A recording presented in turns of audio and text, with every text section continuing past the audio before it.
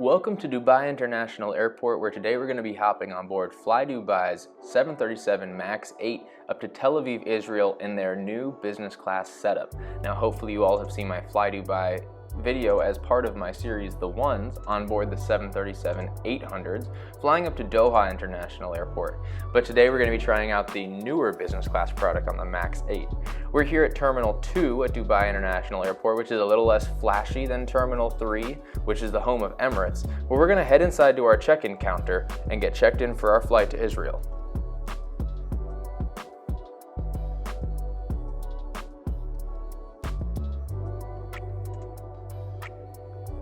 As I got to the counter to check in, I was advised, however, that my flight was not actually departing from Terminal 2. It turns out, if you are on a FlyDubai flight with a number in the thousands, you're actually departing from Terminal 3, which is the Emirates terminal, which does make sense considering FlyDubai is a close partner of Emirates, but that meant that I had to get in an Uber or a taxi and head over to Terminal 3 to the Emirates terminal to check in. Now, Emirates has a special wing for those passengers traveling in first or business class, and if you are traveling on FlyDubai business class, you are also granted access to this business class check-in area, which is a little bit less busy and a little bit more personal in terms of how many agents there are for each passenger. Now, considering how popular of an airline Emirates is, especially in its premium cabins, it makes sense that here, even in the exclusive first and business class check-in area, that there would be a lot more counter space. It honestly is much larger than most airports' normal check-in areas, even though it is a priority wing. So we headed off to find the specific check-in counter for FlyDubai. As it turns out, if you are traveling on FlyDubai, you cannot use the Emirates counters, even though they share the terminal and they share a branding. There is specific flights and counters just for FlyDubai.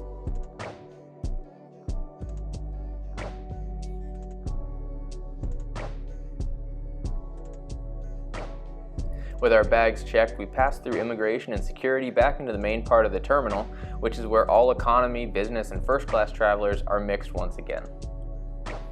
The best part about being on a FlyDubai flight out of Terminal 3 here in Dubai is that as a business class traveler, even on FlyDubai, you are granted access to the Emirates Business Class Lounge, which is one of the world's best business class lounges, and I had the luxury to go check that out. Unfortunately, because I had gone to Terminal 2 before I came over here, I'd wasted some time and didn't have a ton of time to go explore. But with the time we do have, let's head upstairs to the Emirates Business Class Lounge and check out what they have to offer.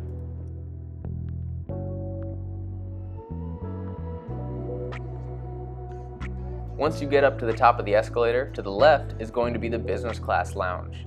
To get in, all you have to do is scan your boarding pass on the machine and walk through the gates once they open. Once you get through the gates, you'll see this big grand entrance with plenty of seating and some quick grab cafe option style food and beverages.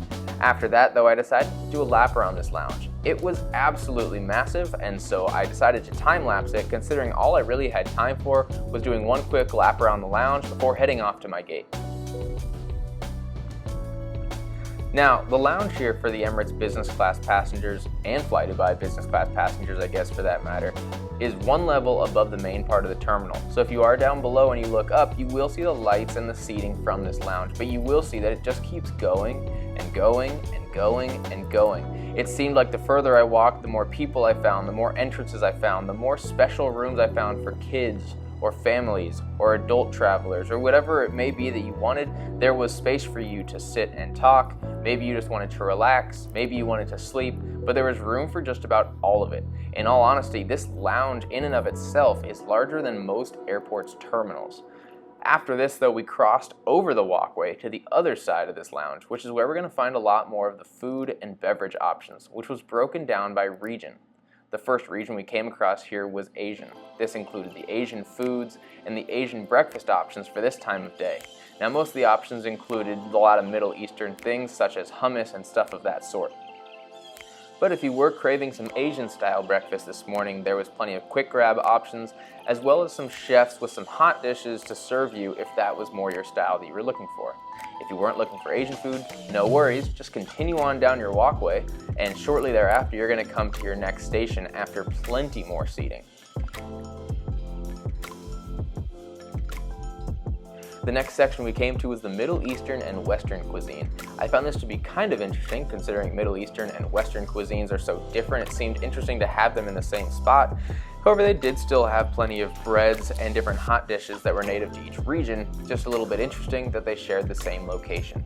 But if that wasn't what you were looking for, you could go a little bit further down that hallway and you came across the dessert stand, which is what it seemed like most of the people here were just here for, considering it was almost empty in most of the spots. But you can see here there's different dessert options, sweets ranging from confectionery sweets all the way just to some fruits and stuff like that, also directly adjacent to an ice cream cart. Leaving the desserts though and walking back towards the entrance on this side of the lounge, you'll see there's much more seating, but eventually we come back to what is the polar opposite of the dessert section. Essentially, if you enter the lounge and take an immediate left, instead of a right, which is what we did, you come to what they call the Health Hub, which is basically another open buffet style eating spot, except all the options here are a little bit more on the healthier side. They don't exactly fit exact cultures of any kind, but if you are looking for something a little more healthy and substantial before you get on your flight, this may be more where you're looking to get some food.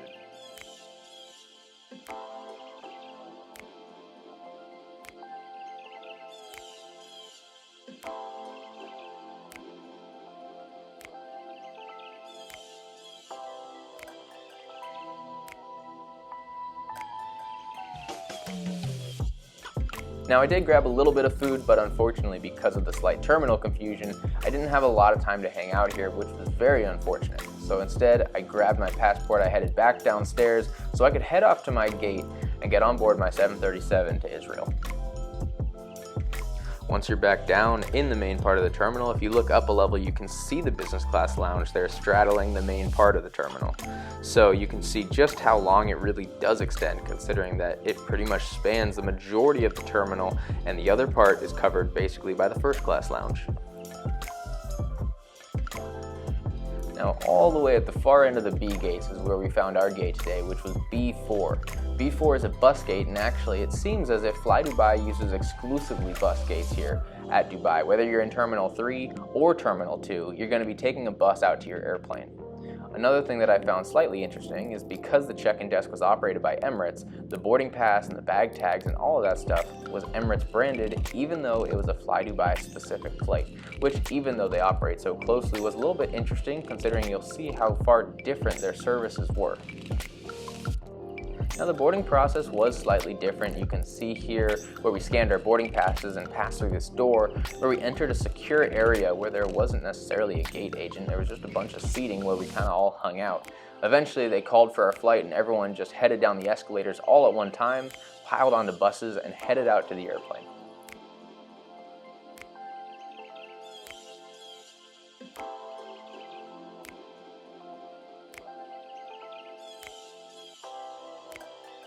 Once we got down to the bottom of the escalator, I guess kind of the only saving grace is that if you are traveling in business class, they did call for the business class passengers to step to the side and come forward, and they did have a separate bus that went out to the airplane.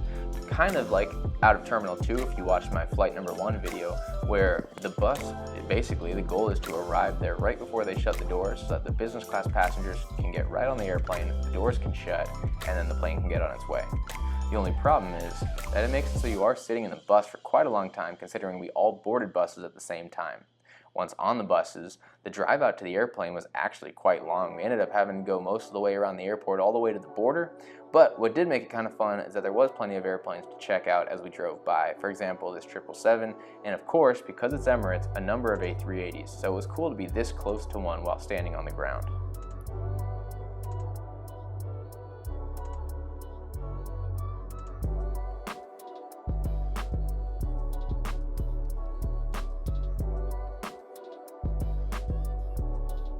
We finally did get out to the hard stands here at Dubai International Airport, where we got to do a few laps around different airplanes as we made our way over to our 737 MAX 8, which was absolutely dwarfed by the size of these A380s and 777s that were parked around it.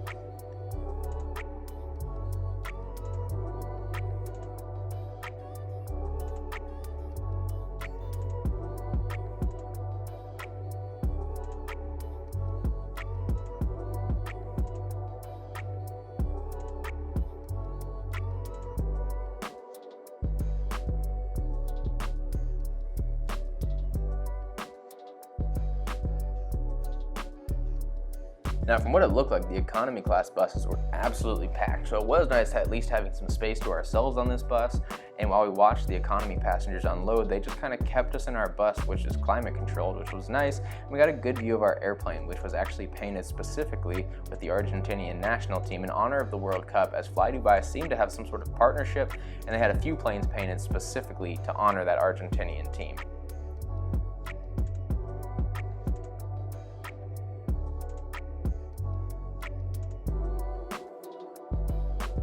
Now, once the economy class passengers were on board, the business class passengers were able to get on board next. Now, interestingly enough, on FlyDubai's fleet, depending on which aircraft you're flying, you're going to have a different business class setup.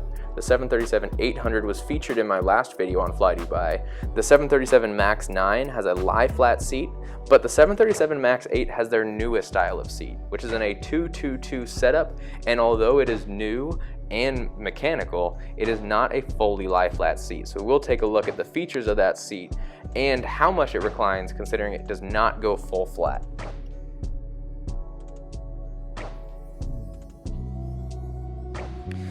Now, considering this plane was still fairly new, it did make sense that the cabin was super clean. Looking around this cabin, there wasn't that many nicks or marks on different parts of the seat or the cabin, and so the seat detail really was able to shine through, especially with the lighting set throughout the flight in this cabin. One of the things that I found to be most impressive was just the detail in the stitching. You can see here there's different colors that they used all woven together, so while the seat itself just looks kind of like a light bluish gray, the closer you get, the more details you're going to find.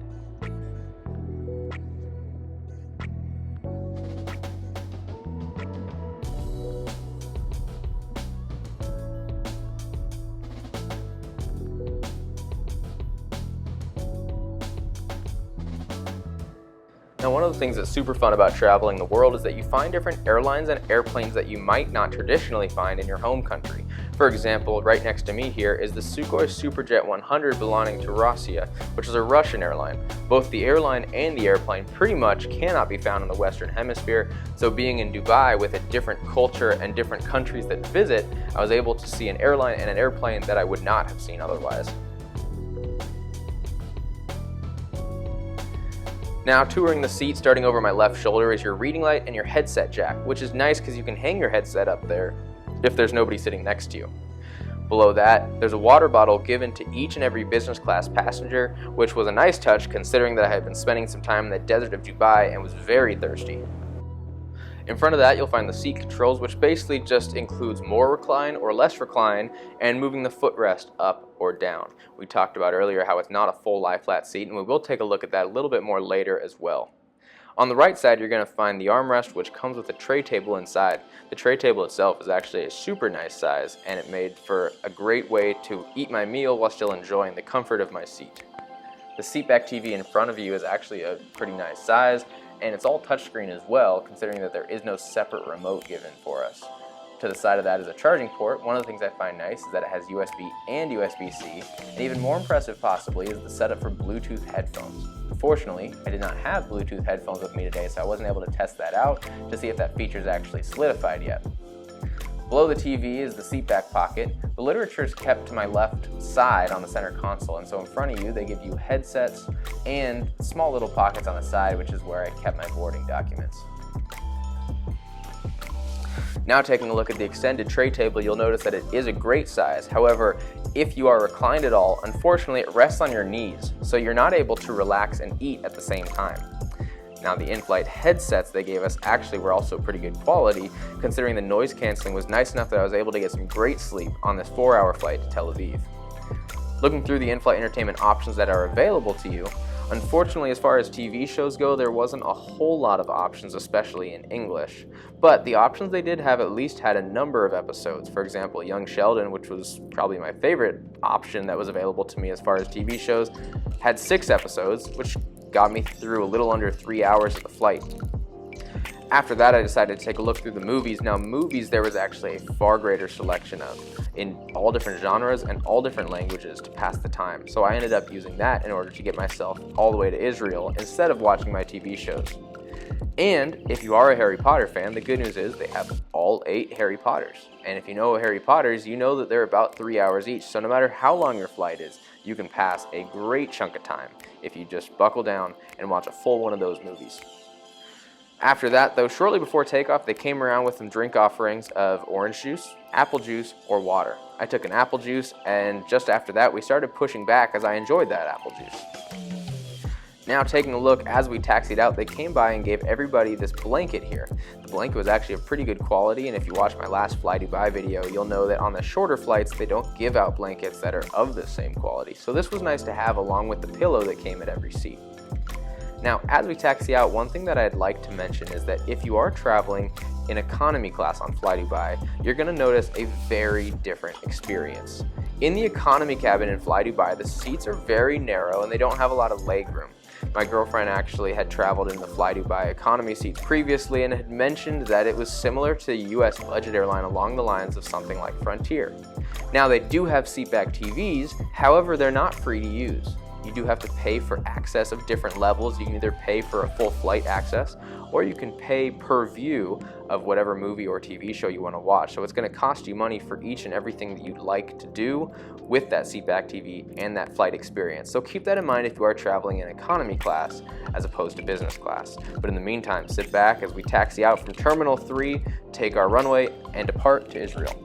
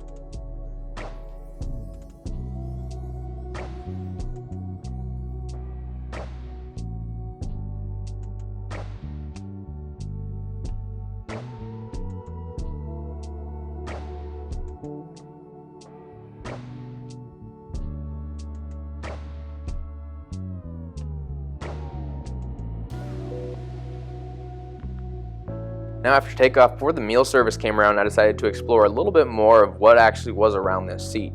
One of the things that I've mentioned previously is that it's not a full lie-flat seat, although it is mechanical. The only lie-flat business class seats you'll find on FlyDubai are in their Max 9, which is going to be in a 212 setup. This one was in a reclining situation, so you could get in a nice relaxed position, but not full lie-flat. For example, here on the seat next to me, you can see I was testing out. This is basically as far reclined as it goes, so it's enough to get comfortable, and I did actually get a couple hours of sleep with no problem. However, there's not a great place to rest your feet. You can see a little tiny foot ledge there towards the end of your seat, but because it's so hard and so small, it wasn't the most comfortable place to rest my feet. Rest assured though, I was ready for some food, and they came around with some not warm or scented towels, but just some towels, which usually signifies the food coming soon. They also came around with menus, which I did not get on my last FlyDubai flight, probably because it was so short, but I did enjoy looking through that menu. We got both a food menu and a wine menu. Here in the food menu, you can see that we are given a few different options for breakfast, either omelets, pancakes, or the mezza platter. I decided to go with the mezza platter, so you'll see what that looks like pretty soon. The other menu we were given came with an assortment of drinks, mostly of wines, but it also came with some soft drinks and teas and coffees, so that if you just wanted breakfast, maybe something non-alcoholic, there were also some good choices there as well.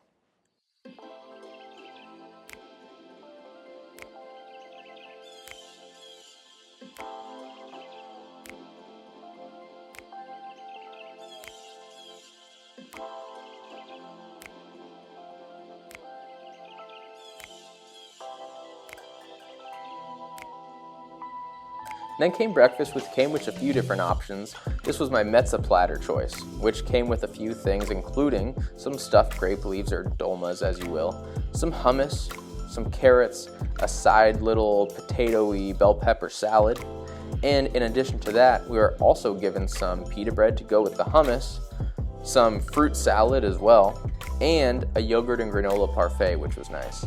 After they served us the tray, they also came around to get our drink orders and offer us some bread choices. I, to drink, went with a nice mimosa, which was served great, and they refilled for me, and I went with a croissant to go along with that as well.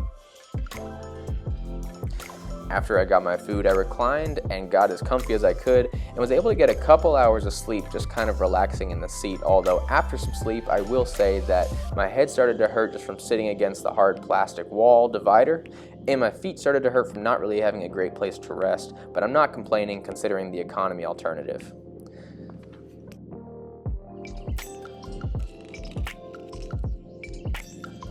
Now, as far as the lavatory goes, if you've been on a 737, you know exactly what to expect here. As I say, if you've seen one, you've seen them all. There's nothing special about it, everything basic. Never really seen a 737 bathroom that's blown me away, although the newer airplanes start to come up with different lighting and flooring schemes that do make me more excited at least. But with that, we had started our descent into Israel, so I sat back and took in the sights considering I had never been here, and so I really just wanted to take in the sights of this new part of the world.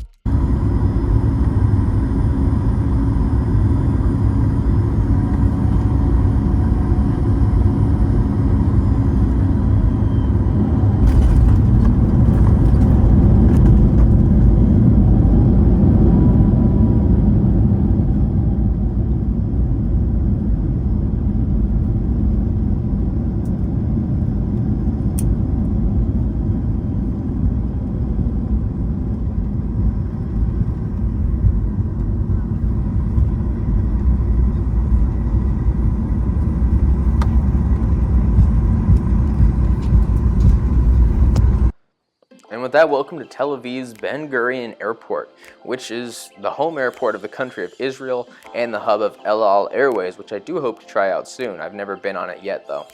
That being said, this is probably one of the world's most secure airports. If you have been to this airport, you know what I'm talking about. But along the lines of that, if you are departing from this airport, you will get things like rapid fire questions and all kinds of stuff like that.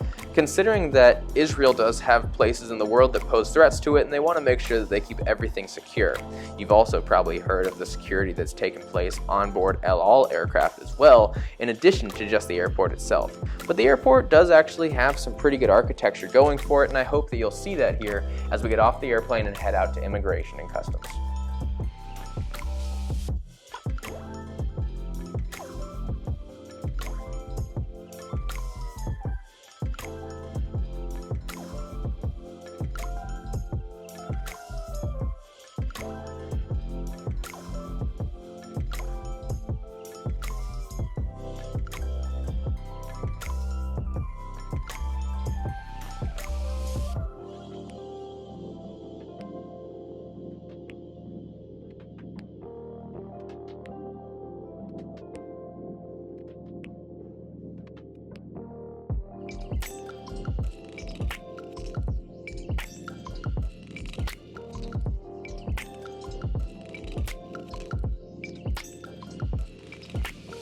Now, something that I do find interesting here is that when you get to Israel, they don't actually stamp your passport.